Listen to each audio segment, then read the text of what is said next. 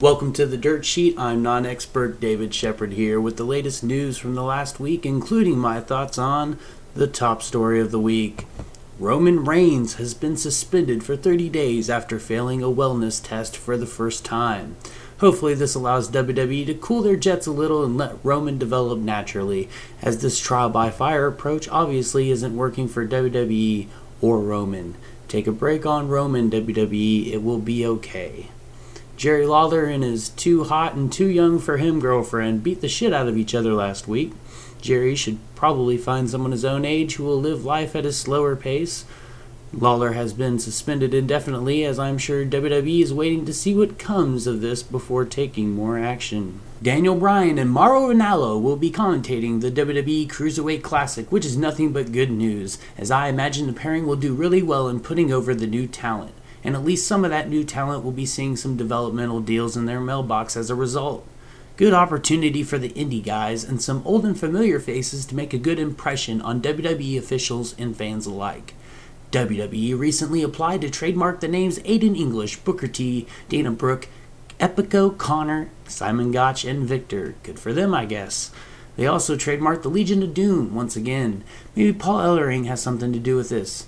There has been speculation that Paige was arrested in Las Vegas on Sunday night after the WWE Money in the Bank pay-per-view due to an incident with boyfriend Alberto Del Rio. Leaked photos appear to show handcuffed Paige being led into an ambulance. Obviously, no serious charges were filed as she was on Raw. The Las Vegas Metro Police Department confirmed that there was an unrelated incident late Sunday when they received a call about a woman behaving erratically.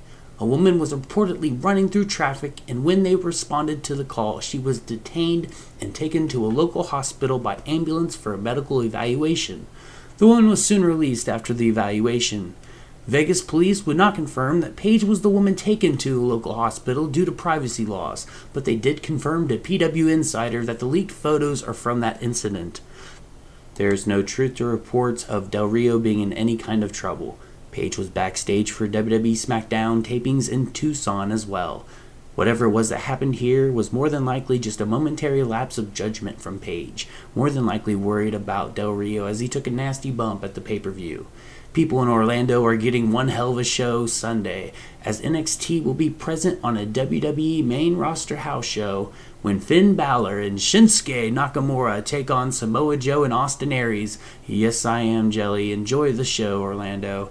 CM Punk's UFC debut was originally rumored for UFC 202 in August. UFC 203 in September is the new date. Best of luck to Punk in his future endeavor. Seth Rollins will be playing Astrotech Lopez, a play off his real name Colby Lopez, in Sharknado 4 on Sci-Fi, and that just sounds, well, terrible. According to a user on Reddit, WWE will be using the pay-per-view calendar for the rest of the year. It should be noted these changes have not been confirmed.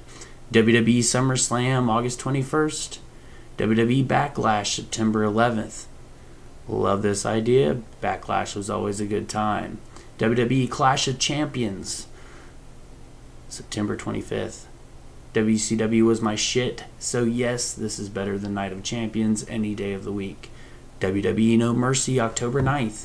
Maybe just what we need to get another No Mercy video game out of WWE. WWE Hell in a Cell October 30th. I guess blah, Bad Blood would have been better. WWE Survivor Series. Long as it doesn't suck, I'm good. But hey, a lot of times it sucks. Like last year, for example. WWE TLC December 4th in Dallas. Tender Loving Care. To give me a concussion with that chair while falling 10 feet off of a ladder onto a table. The irony.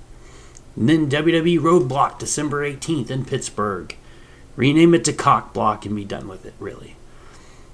Freddie Prinze Jr. thinks that Vince McMahon knows what's best and the fans do not. And while in some cases that may be true, more times than not when it comes to simpler things like the top draw and who should get the big belt, the fans are usually right.